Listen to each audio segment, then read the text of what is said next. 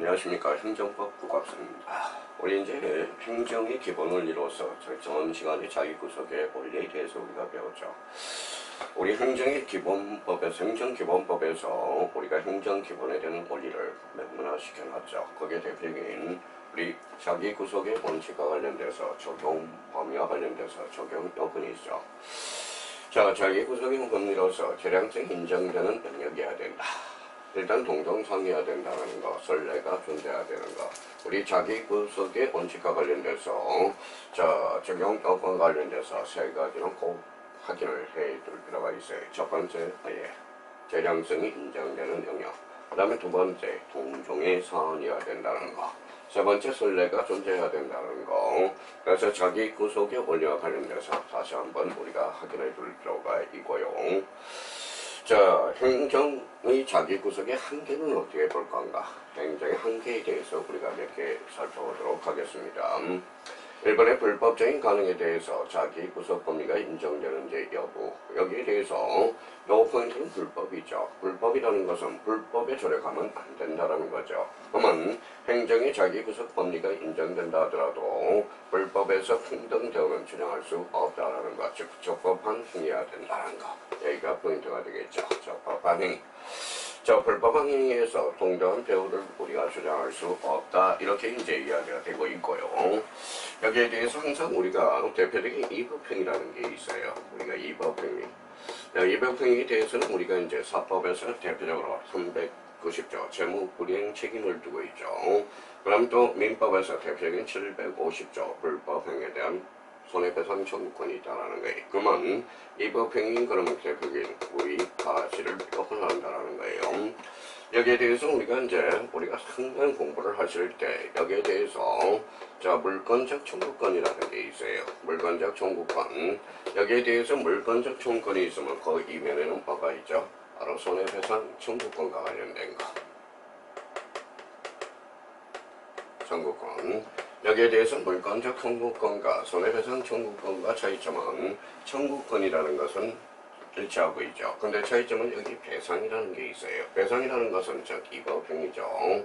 손해배상 청구권은 즉 이법행위, 즉 고의가시를 요건을 한다는 겁니다.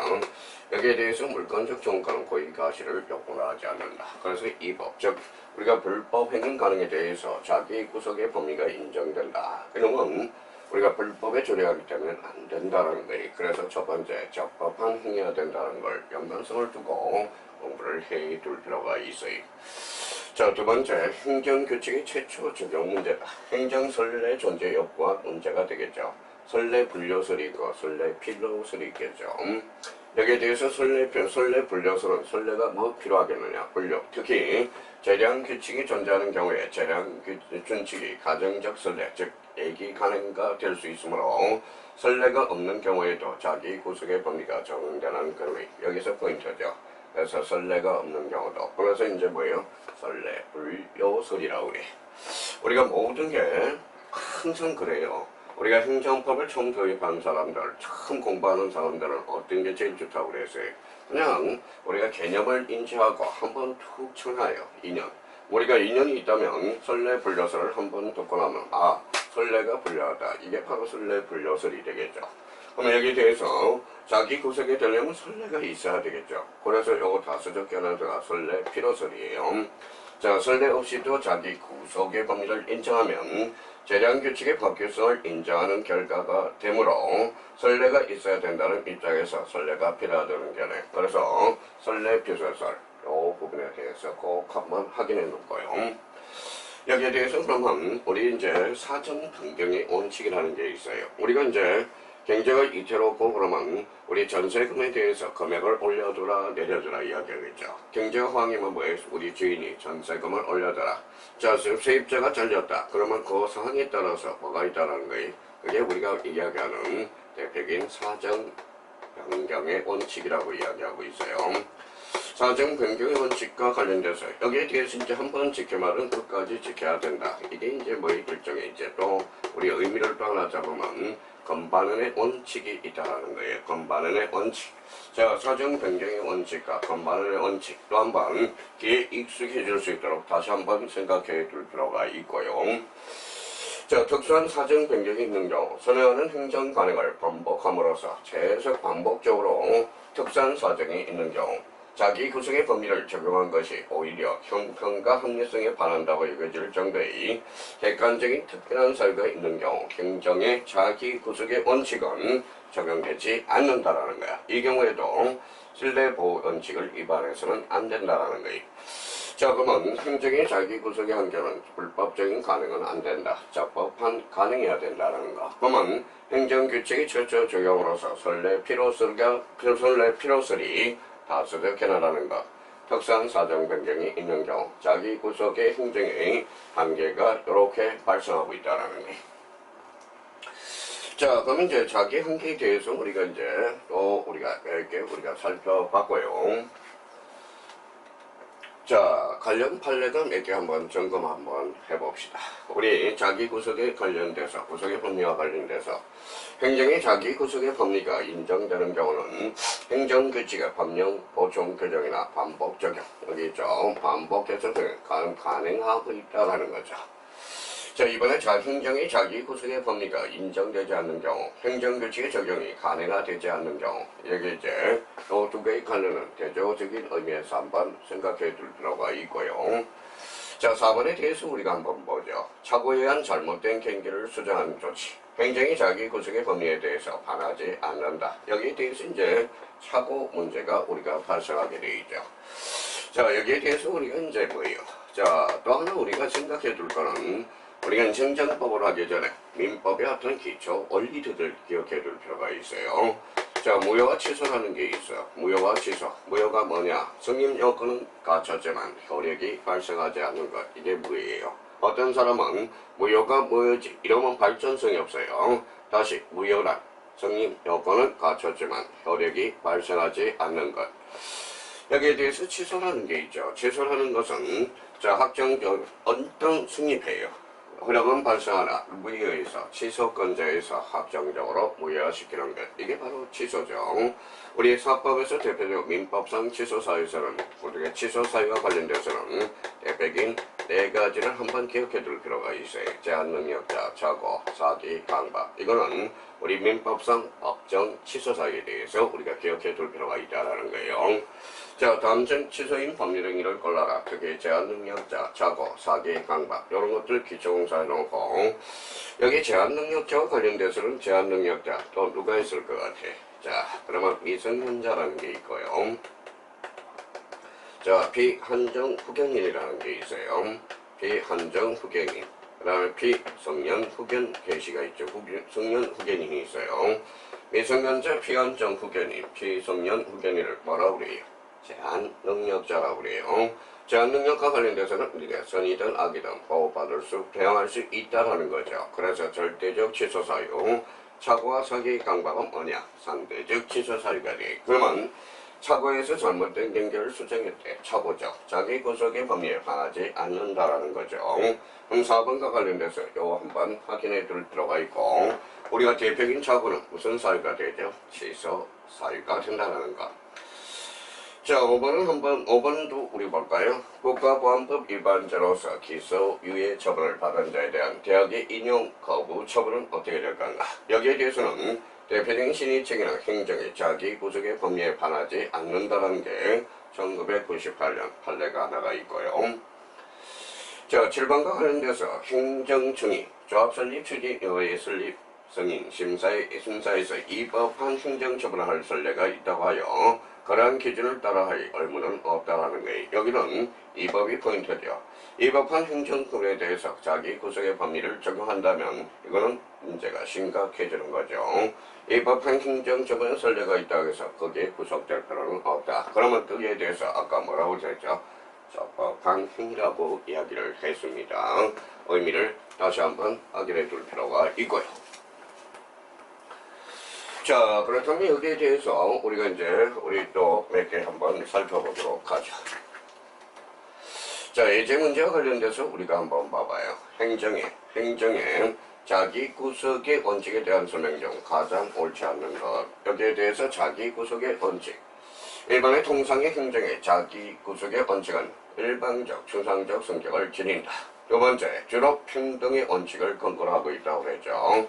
여기에 대해서 불법이죠. 요 불법, 그러면 요 3번이 틀렸다는 걸 확인할 수가 있습니다. 여기에 대해서 자기 구속의 원칙은 적법한 행위가 돼. 그러면 정답은 3번이 되고요. 자, 행정규칙 위반의 효과에 대한 위법성을 부여하는 근거가 된다. 5번에 자기 구속으로부터 일탈할 가능성이 배제되지 않는다. 그래서 자, 행정의 자기 구속의 법리는 불법에 있어서 평등 대우를 주장하는 근거가 될 수 없다. 그래서 우리 행정의 기본 원리와 관련돼서 자주 출제되고 있다는 것 다시 한번 확인해 둘 필요가 있어요. 자, 그렇다면 예제 문제와 관련돼서 자기 구속의 원칙과 관련돼서 자주 출제되는 문제의 포인트가 되니까 다시 한번 우리가 확인해 둘 필요가 있어요. 자, 여기에 대해서 이제 비례의 원칙에 대해서 우리가 살펴보도록 하죠. 비례의 원칙은 뭐라는 거예요? 비례. 가인금지의 원칙. 가인금지의 원칙으로서 어이. 자, 비례의 원칙이란 행정 주체가 구체적인 행정 목적을 실행함에 있어서 요거죠. 자, 여기에 대해서 목적 실행과 수단 선택. 자, 목적 실행과 수단 선택에서의 합리적인 비례 관계가 유지되어야 한다는 원칙을 뭐라 그래? 바로 비례의 원칙이다. 자, 비례의 원칙에 대해서 다시 한번 개념 잡아볼까요? 목적 실행과 수단 선택 사이에 합리적 비례 관계. 이게 바로 비례의 원칙이라는 겁니다. 자, 우리가 그러죠. 우리가 이제 여기 한번 보죠.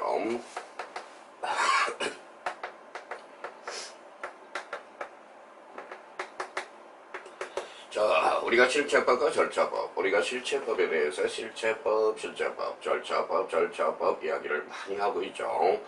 여기에 대해서 이제 자동차가 나가 있어요. 여기에 대해서 우리가 차체에 해당되는 거, 요 부분에 해당되는 게 바로 실체법이 돼요. 여기에 대해서 이제 굴러가는 거죠. 요 굴러가는 게 바로 절차법이야. 그러면 실체법을 뭐라고 그러냐? 바로 목적이라고 그래요. 자, 그러면 목적, 절차법은 이제 수단이 되는 거죠. 그러면 여기에 대해서 실체법. 자, 절차법의 목적이 되는 게 실체법이야. 실체법의 수단이 되는 게 바로 절차법이 되죠. 그럼 목적과 수단이 어때야 돼? 바로 비례해야 된다는 거야. 그렇다면 목적 실현과 수단 선택 사이에 합리적인 비례의 관계가 유지돼야 된다. 요걸 꼭 우리가 한번 확인해 둘 필요가 있고요. 요 부분에 대해서. 자, 그러면 이번에 비례의 원칙은 빈번히 경찰을 참새로 잡기 위해서 대표를 쏘아서는 아니 된다. 표현에 비유되기도 하죠. 경찰은 참새를 잡기 위해서 경찰 참새 한 마리를 잡기 위해서 대표를 쏜다면 그는 비례의 원칙에 있죠. 참새를 잡기 위해서는 뭘 잡아야 돼? 새총으로 잡아야 되겠죠. 참새 한 마리 잡으려다 대표를 던져봐요. 그게 비례의 원칙에 대한 법원이라고 생각해 두시면 되겠습니다. 그러니까 봐봐요. 목적과 수단 사이 합리적인 비례관계. 이 말은 경찰은 참새를 잡기 위해서 대표를 쏘아서는 아니 된다. 이 아무리 참새를 잡는 목적이 중요하다 할지라도 거기에 대해서 수단이 대표를 쏜다라는 것은 이거는 비례할 수가 없죠. 자, 성질과 관련해서 비례의 원칙은 법치국가 원리의 파생 원칙의 하나로서 헌법적 효력을 가지는 법원칙. 이게 바로 비례의 원칙 대표적인 성격이고, 이번에 비례의 원칙은 행정법의 전 영역에서 적용되는 것으로 국민의 권리를 보호하는 뭐의 보류가 된다. 여기 체류의 보류가 되는 원칙이 바로 비례의 원칙이 되겠습니다. 자, 비례의 원칙과 관련해서 가인금지의 원칙, 우리가 여기까지 우리가 봤죠. 비례의 원칙, 우리 행정의 일반 원칙으로서 네 번째 비례의 원칙에 대해서 우리가 보고 있습니다. 자, 비례의 원칙과 연영 및 근거에 대해서 우리가 뭐냐? 비례의 원칙은 원래 독일 경찰 행정의 영역에서 판례를 통하여서 판례 자체에서 통하여 발전된 거죠.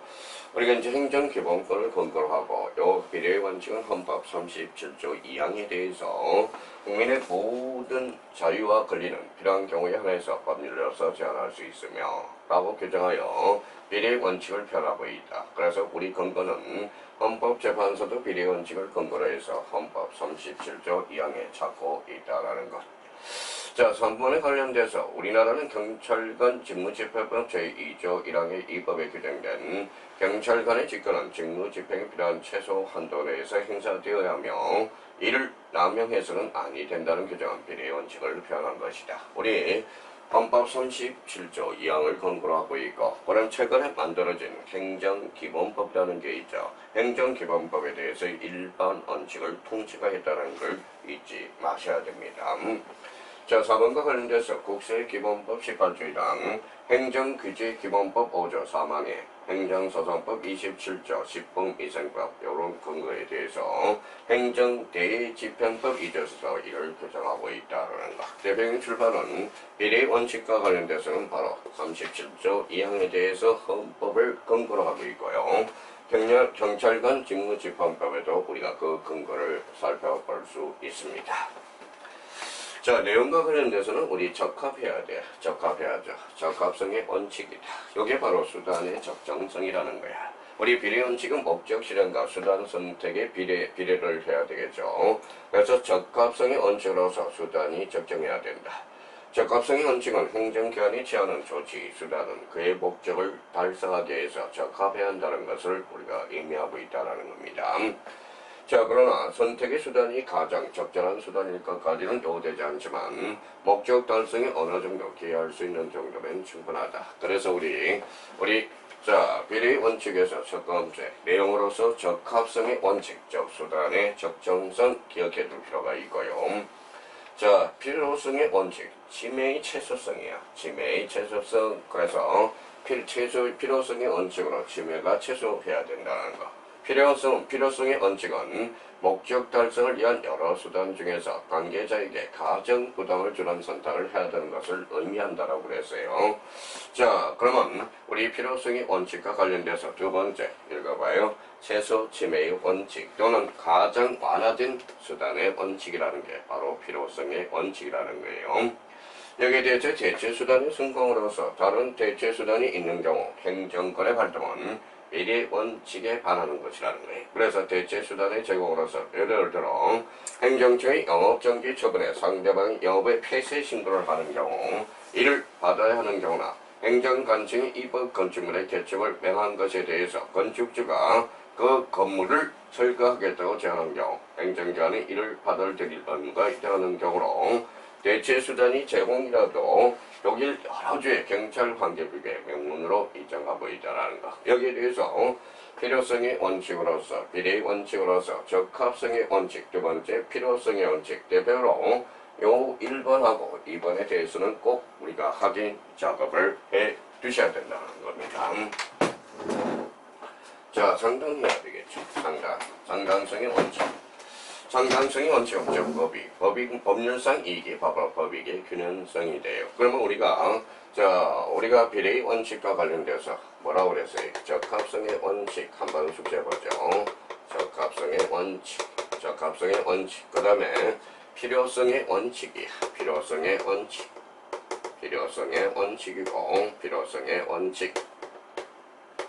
여기에 대해서 이제 첫 번째 상당성의 원칙이라는 거야. 상당성의 원칙이죠.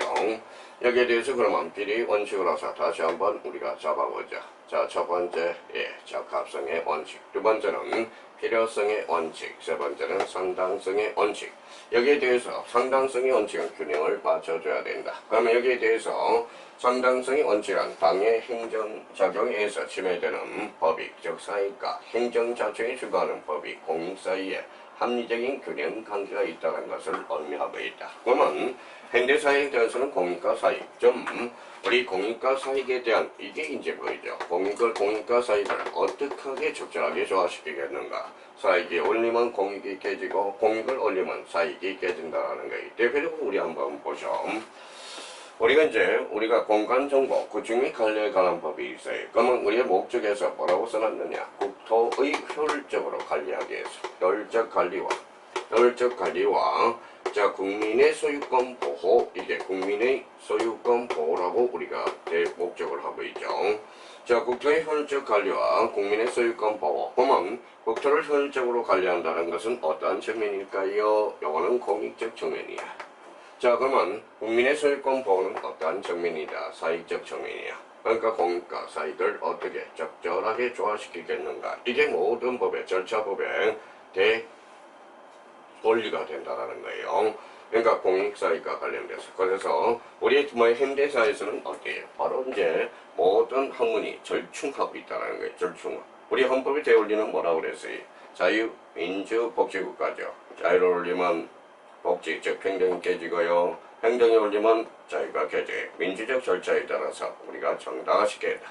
우리 그래서 우리 요즘 뭐 TV나 여러 뉴스를 보면 우리 절차의 정당성도 중요하다. 절차의 정당성. 그게 바로 우리가 모든 비례 원칙이라는 거야. 그렇다면 우리 비례 원칙의 첫 번째 적합성의 원칙, 두 번째 필요성의 원칙, 세 번째 상당성의 원칙. 이걸 다시 한번 기억해 둘 필요가 있어요. 그러면 세 번째와 관련돼서 협의 비례 원칙 또는 균형성의 원칙이라고도 한다. 이렇게 우리가 확인해 둘 필요가 있습니다.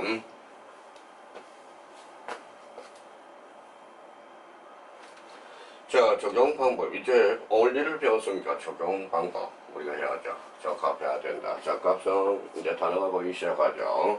필요성, 상당성의 원칙은 넓은 의미에서 비례 원칙의 단계 구조를 이름으로써 일정한 순서에 따라서 고려돼야 된다. 자, 그러면 다시 말해. 자, 사례를 제가 달아놨죠.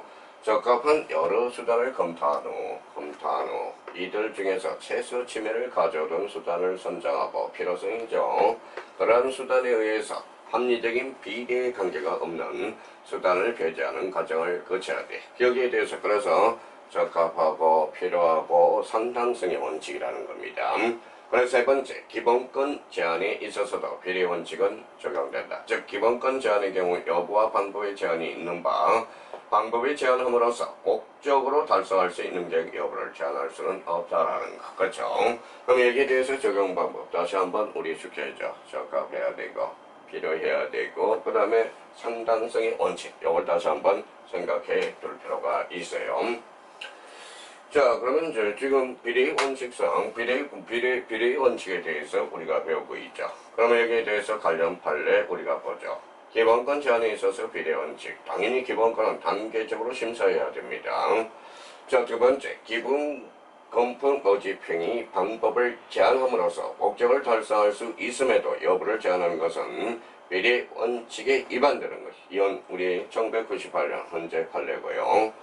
자, 세 번째, 노무현 전 대통령을 추모하는 사람들이 많이 모여서 있었다거나 일부 시민들이 서울광장 인근에서 폭력 행위를 저지른 바가 있다 하더라도 그것만으로 경찰 버스로 소위 차벽을 만들어 서울광장의 출입 전면 제재에 대해서도 필요한 최소한의 조치였다고 보기는 어렵다. 우리가 차벽에 대해서 아마 우리 차벽에 대해서 들어오지 말라고 우리 많이 들어봤을 겁니다. 그래서 1번, 2번, 3번 비례 원칙과 관련돼서 자주 출제되는 판례니까 다시 한번 우리가 잡아볼 필요가 있어요. 자, 그러면 이제 비례 원칙에 대해서 이제 배웠으니까 판례도 우리 봤고 적용의 한계에 대해서도 우리가 봤는 적용 영역에 대해서는 어떻게 할 건가? 그러면 적용 영역에 대해서는 비례 원칙은 원래 경찰 및 질서 행정법에 생성 발전된 것이지만 오늘날에는 행정법의 전 분야에 적용되는 원칙이 바로 비례 원칙, 가인 금지 원칙이라는 거예요.